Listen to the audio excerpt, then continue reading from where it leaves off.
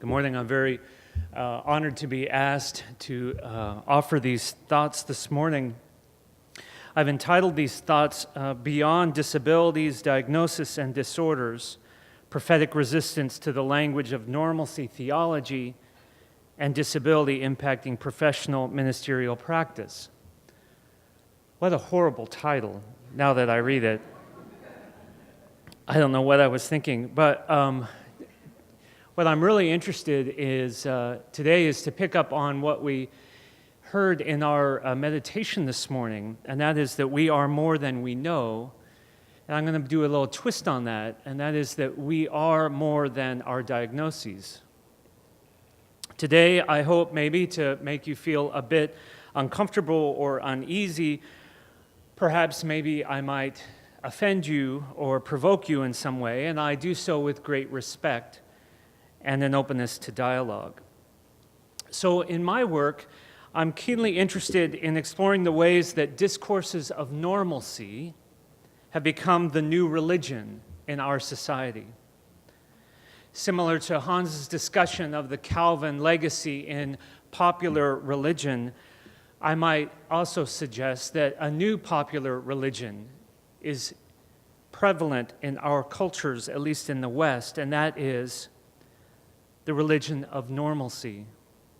I'm especially interested in the theological themes of resistance within various faith traditions that present opportunities to challenge and to critique those discourses of normalcy.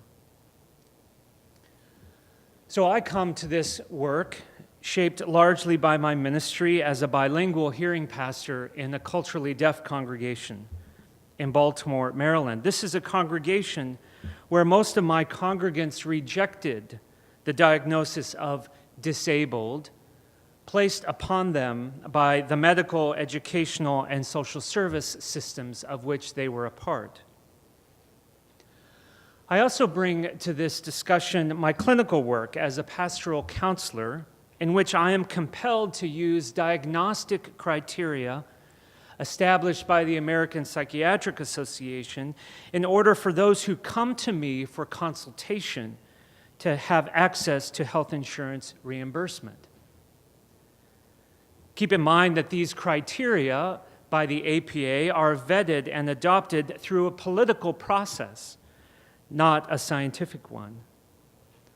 It wasn't that far ago when being gay or lesbian was removed from the DSM, the Diagnostic and Statistical Manual of Mental Disorders, not by objective science, but by a concerted political process. These experiences in my own research in the social and the cultural constructions of discursive categories of disability and disorders has led me to become quite interested in the way that the dominant and the normal class establishes criteria for othering people who don't fit into their subjective categories of normalcy. We just heard John offer that example from the Nazi regime. I am also interested not only in how these categories of normal and abnormal, healthy, unhealthy, able, disabled, are subjectively established by the normal class, but also the economic and the political implications of a diagnostic system that requires people to be sick or to be abnormal or to be disordered in order to access services and support.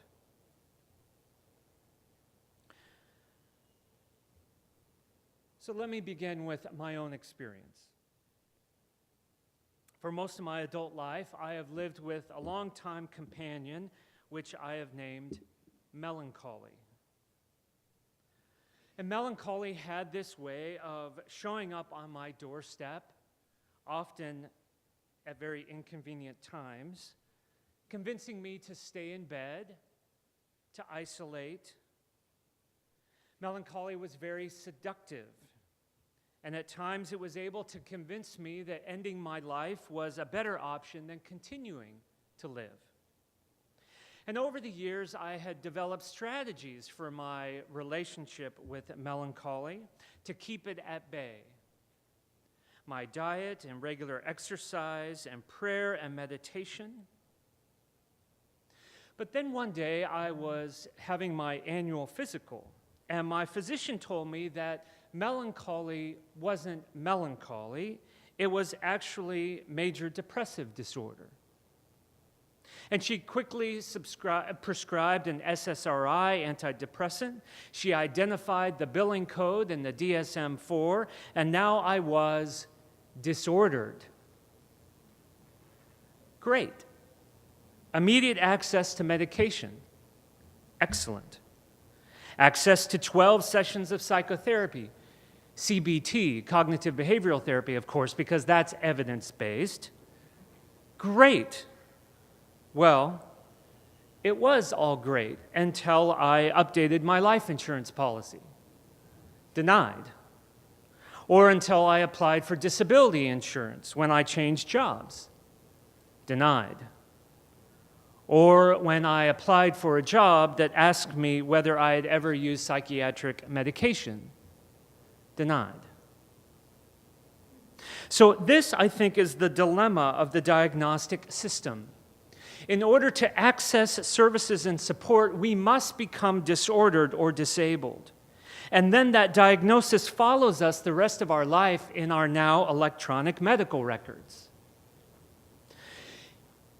In order for my foster son to receive vocational services as a deaf teenager, he had to be labeled as disabled in order for a vocational specialist to teach him how to work in a hearing work environment. Now, why is it that the hearing employees didn't have to be labeled as disabled in order to teach them how to communicate with a deaf coworker who uses American Sign Language to communicate? This is the question.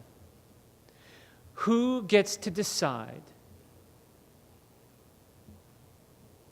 Perhaps some of you in this room have firsthand knowledge of how this works in the educational system that requires a child to be disordered in order to get access to educational services that meet the unique and particular learning style of your child. I would suggest that this is perhaps one component of why ADHD diagnoses are skyrocketing. Yes, it is better diagnostic criteria, but it also is an educational system that puts great pressure on clinicians and parents to get that diagnosis in the chart in order to access educational services, rather than offering a wide variety and diversity of educational services as an embodiment of pedagogical diversity. Here's an example from my work in the queer community. A woman wishes to have breast augmentation for aesthetic reasons, and she schedules an appointment with a plastic surgeon without question. But a transgender person wishes to have breast augmentation. The trans person is required to have a psychiatric evaluation and a diagnosis of gender identity disorder, or now in the DSM-5, gender dysphoria, in order to have that same surgical procedure. Why is it that the woman who wants elective surgery for breast implants isn't also diagnosed as, quote, disordered? Who gets to decide what is normal? And who gets to decide which health care and social services require diagnosis and which don't? And as a person who benefits from the privilege of supposed normalcy, I'm here to say that it's a lie. Normalcy does not exist. And yet the diagnostic community continues to wrap the cloak of objective science around what are fundamentally, from my perspective, very subjective criteria. Most of my work is in mental health. So let me use a few examples from the Bible of this new popular religion of normalcy, the DSM. The Diagnostic Statistical Manual of Mental Disorders. Let's pick borderline disorder for a moment. Quote, a pattern of unstable and intense interpersonal relationships, end quote. Well, what constitutes a pattern? What's the criteria we use for words like unstable and intense? And who gets to decide? Another criteria in the borderline diagnosis is, quote, inappropriate and intense anger, end quote. Again, what's the criteria for inappropriate? Or the criteria for intense? And again, who gets to decide? One of the most influential theorists in this area, at least for me, is the French philosopher Michel Foucault. In his early work, Foucault explored the dehumanizing methodologies by which medical professionals diagnosed and labeled and treated bodies separate and apart from persons by means of what he called the clinical gaze. The clinical gaze. Modernity's meta-narratives of science maintain that human progress in medicine will eventually cure sickness by understanding every biological, chemical, and physiological source of all of humanity's problems. That is modernity's meta-narrative in the science discourse.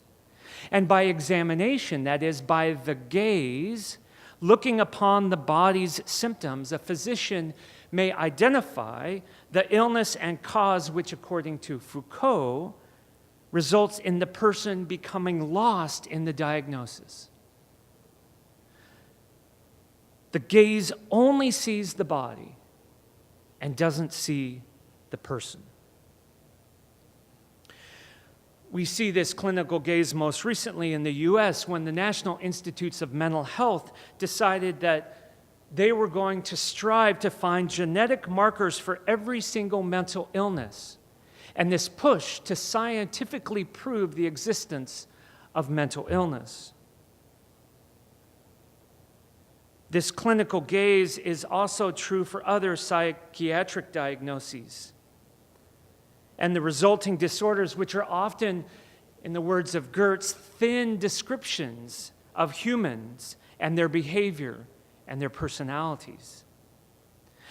This thin description only sees the symptoms of a person's life, and those symptoms are evaluated and assessed with little analysis of the socio-political and the economic effects of living in a very racist, a very heteropatriarchal, and capitalist world.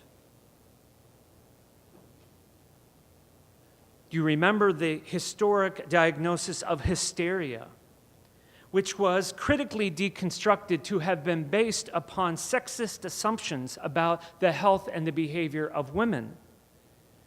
And we see increasing criticism, especially as we move into the DSM-5, around borderline personality disorder, the one I just described. We still see higher rates of women being diagnosed with borderline personality disorder without taking into account the role that gender socialization, the double bind, and heteropatriarchy plays in the existence of so-called symptoms. In other words, the double bind results for many women in a life that expresses itself in systems that are then pathologized by a professional organization dominated by men, the APA. And those symptoms are then pathologized to the point where the person then gets labeled borderline. If that isn't a double bind, I don't know what is. There are similar concerns about racial bias in the diagnosis of antisocial personality disorder. This criteria includes, and this is my favorite, quote, failure to conform to social norms, end quote. What's the criteria for failure and success? Whose social norms are we talking about? Or disruptive disorder, which has 3 subsets in the DSM-5. Angry and irritable disruptive disorder, argumentative disruptive disorder, and vindictive disruptive disorder. Who gets to decide which expressions of anger are socially acceptable and which aren't?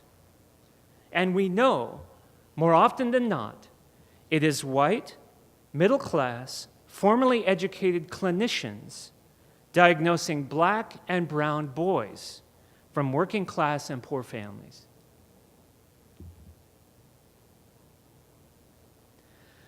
So, it seems to me that faith communities might be called to respond to these dehumanizing systems in some way.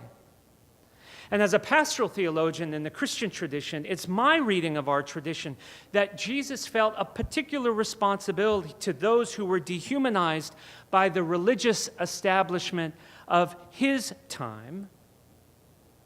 So too, the church today, I think, has a responsibility to those who are dehumanized by a new dominant religious establishment of the modern age.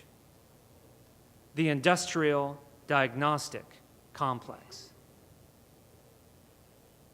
Indeed, I imagine if Jesus were to be examined by a panel of psychiatrists or psychologists, they would probably determine that he suffered from severe mental illness.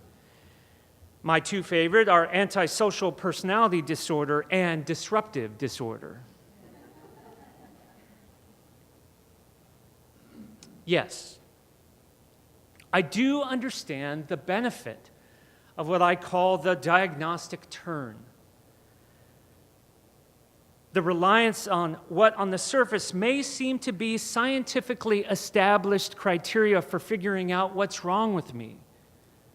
I think there are benefits to this question, and doing so, meaning figuring out diagnostic criteria, can be helpful, especially within the context of mental health, which helps to reduce stigma by making the comparison that bipolar disorder is just like having diabetes. It isn't a moral failure, it's a medical condition that I manage with medication. Great. But as professionals working in our various contexts, our shift to the medical model has helped to deconstruct stigma. But at what cost? At what cost? In my experience, the person too often becomes the diagnosis. And in my pastoral work, I've come to learn that what people need is not a label, not a diagnosis. What people need is love. And not that sappy emotional love, but that Bonhoeffer kind of love that we just heard about. It's my experience that in our work, people are looking for someone to talk about their experiences, both traumatic and spiritual, without being subjected to having those very experiences then evaluated and judged according to a criteria of symptoms of supposed deep pathology. In effect, I think the church is being called to rehumanize those who have been subjected by being identified primarily with their problems and by having their problems turning them into patients.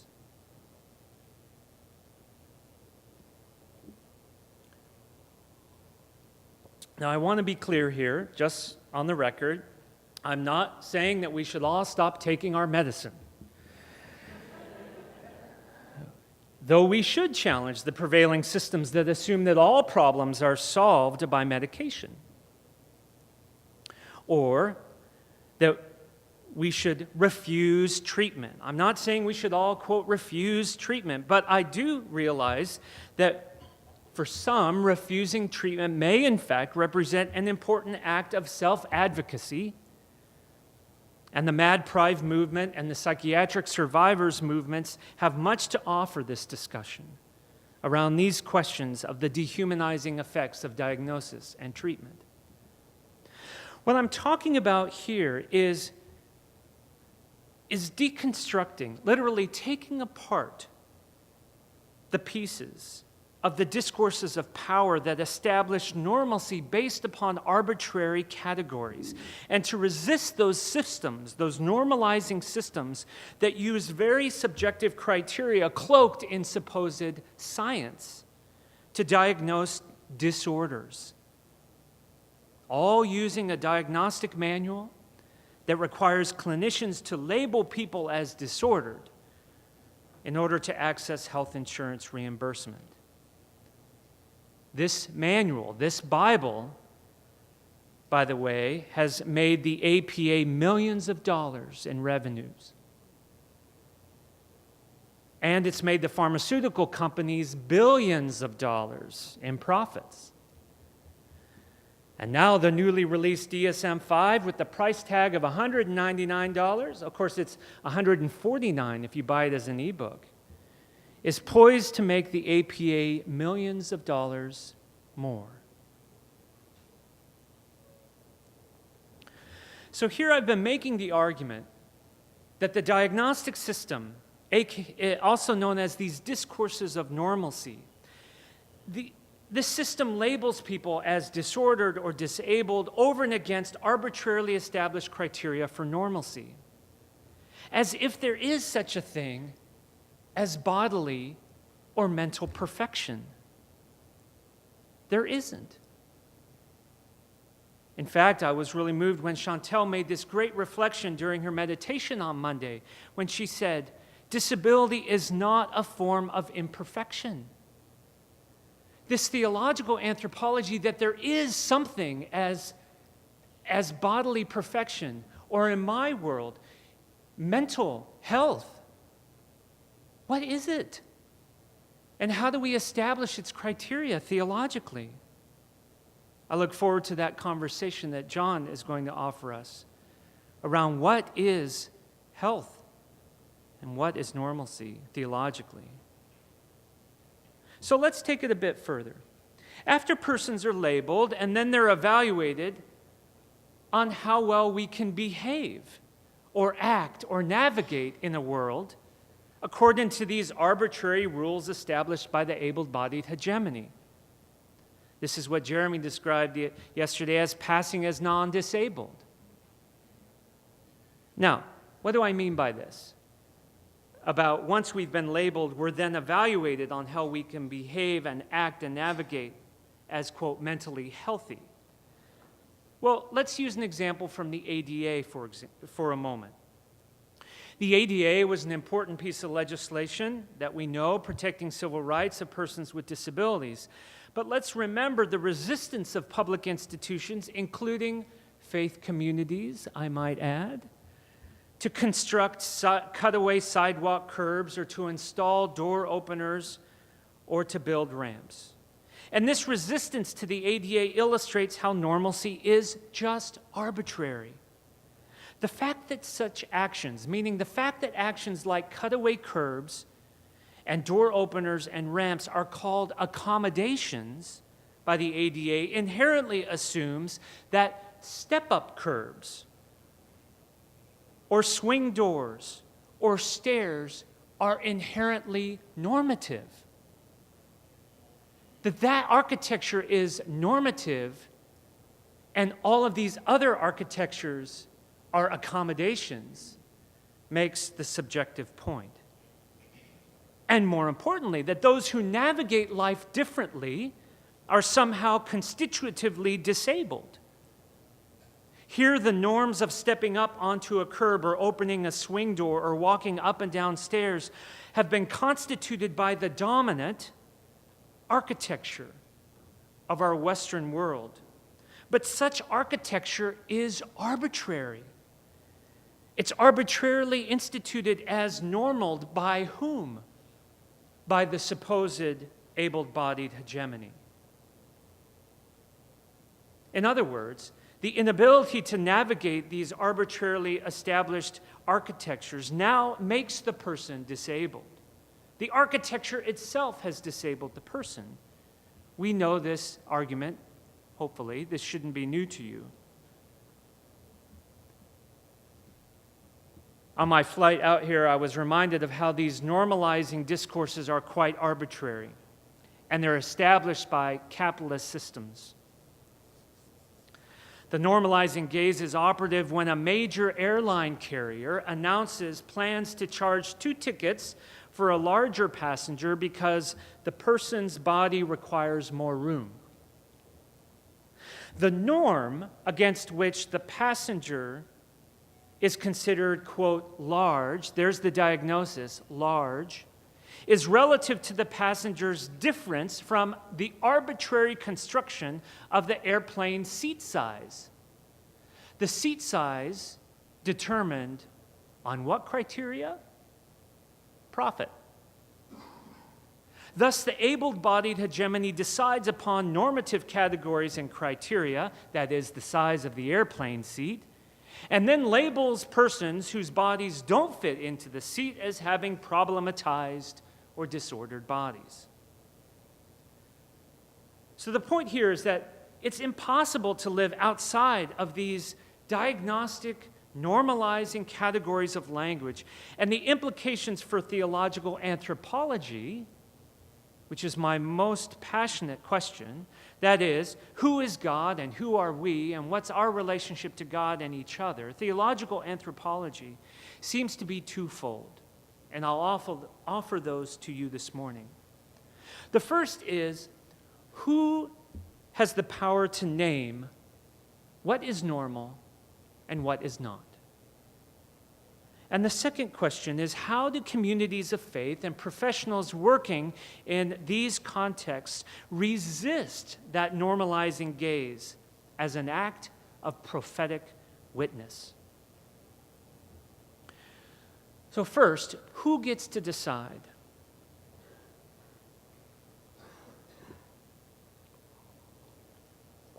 It seems to me that theological discourses have engaged in subjugating normative categories for a long time, particularly binary and dualistic norms throughout history. We see, at least in my tradition, God made them male and female. Israel, the nations, Jew, Greek, free, slave, saved, lost, young, old, rich, poor. You get the binaries? We've got a lot of them in our theological discourse. And yet these binary categories of normalcy, which establish who's in, who's out, who's us, who's them, and in the words of the Nazis, which lives are worth living and which lives aren't worth living. These binary categories of normalcy fail to take into account a fundamental theological claim, that each person is of sacred worth and that human finitude is much more ambiguous than these binary categories would suggest. Each person has been uniquely created with the spark of the divine to embody a very particular and unique embodiment in this world, and that embodiment is always more fluid than the binary categories of normalcy maintain. If I were to ask the question, who has the power to name, who has the power to diagnose, I would say it is God who has the power to name. You are my beloved with whom I am well pleased. Our identities, therefore, are as God's beloved. Our identities are not these totalizing descriptors that have turned our symptoms and our embodied limits into constructed identities. I am more than my diagnosis. I am so much more than my diagnosis. We are more than the labels that the clinical gaze has placed upon us, whatever that label is. And my rejection of my diagnosis is a stand for justice over and against a system of power and control that makes millions of dollars on labeling me as disordered. And that is why our language is so important. Here I am talking about more than just person-first language. Yes, person-first language is important. More than a person who lives with schizophrenia, a child of God who lives with schizophrenia. Our language matters. More than a person who is recovering from a traumatic brain injury, but a member of the body of Christ who is recovering from a traumatic brain injury. Or in the words of Daybreak Spirit Movers who led our worship last night, the face of God managing PTSD.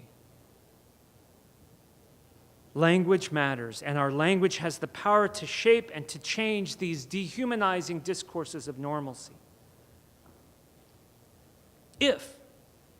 If we feel called to resist these discourses of normalcy, then we need to change the diagnostic system by simply acknowledging how fundamentally flawed it is and how little room it leaves for alternative views of health and wellness, and how it privileges knowledges of science and experts while belittling the knowledges of persons and families and local communities and alternative healthcare practitioners. It seems to me that we need to draw a clearer distinction between the usefulness of some psychiatric medications and the reductionist biopsychiatric paradigm that reduces all emotions and human behavior to chemicals and neurotransmitters. I am so much more than my brain chemistry. And now, in the DSM-5, bereavement is a mental disorder. My word, severe grief is now disordered, for which we can now write a prescription. I think the psalmist who wrote the laments is turning over in her grave. We really need to talk about the relationship between unhealthy economic policies in the pharmaceutical industry and our mental health. Here, I'm not saying that pastors and congregational leaders should tell their parishioners to stop taking their medication and just pray harder. That's not what I'm saying. What I'm arguing is that we need to start redefining what it actually means theologically to be mentally healthy. Not just on the individual level, but on the collective level and on the communal level. And this, of course, leads me to my second point. And that is, what is the role of faith communities in resisting these discourses of diagnostic normalcy? You know, as much as I believe that our congregations should be places of welcome for those who experience a wide variety of symptoms and challenges and limits on a daily life, I think so too should our congregations be sanctuaries for those who are navigating the insanity, the madness of a dehumanizing capitalistic society that views persons only as commodities and as consumers. Sorry, NAMI. I am more than a consumer. And we should be partnering with psychiatric survivor organizations. We should be sanctuaries for those who are recovering from the trauma of a mental health system that tends to be manipulated by professionals and psychopharmaceutical companies that make millions off of human suffering. So while our faith communities are fighting stigma around, quote, mental illness, are we also fighting gender and racial disparity in the diagnosis and treatment of mental disorders? While our faith communities are working for services and opportunities for veterans who are returning from war with staggering numbers of acquired disabilities, TBIs, and PTSD, are we also asking the very hard question, where were our faith communities when public policy sent all of these service personnel into war in the first place? many of whom come from poor and working class families, by the way. While our faith communities are advocating for resources for, in the U.S., Social Security, SSI, SSDI, and Medicaid benefits, are we also critically asking questions why thousands of people were moved from unemployment rolls to permanent disability rolls in the 1990s as part of welfare reform, because states didn't want to pay for unemployment benefits and they wanted to shift the financial burden to the federal government by moving people to permanent disability.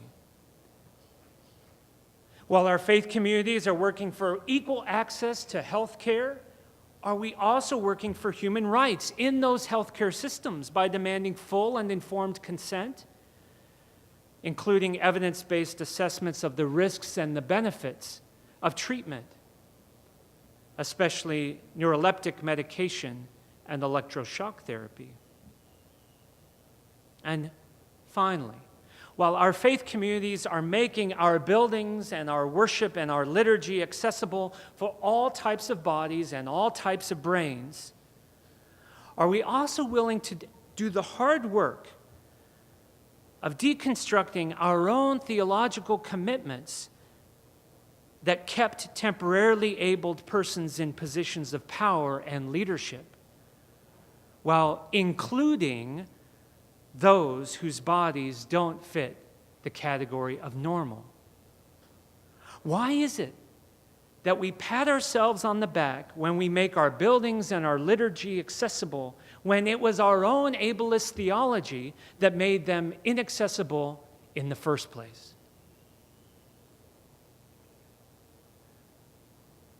Let me close with a great prophet, Martin Luther King Jr. Dr. King repeatedly said that he had been labeled by this diagnostic system. He said for more than a decade that he was proud to be what psychologists called maladjusted. Quote, "The salvation of the world lies in the hands of the creatively maladjusted," end quote. Dr. King has it right. There are some things, he said, that he never intended to become adjusted to, and so he was fine with the label of maladjusted. Perhaps you have the label of maladjusted too. Perhaps that might be your preferred diagnostic category. Feeling called to resist the totalizing descriptors that have been placed upon us and to instead embrace a label of maladjusted, or as God's beloved, or as God's face. To work for justice, that in the words of another maladjusted prophet, Amos, that justice might run down like water and righteousness like a mighty stream. May it be so. Thank you.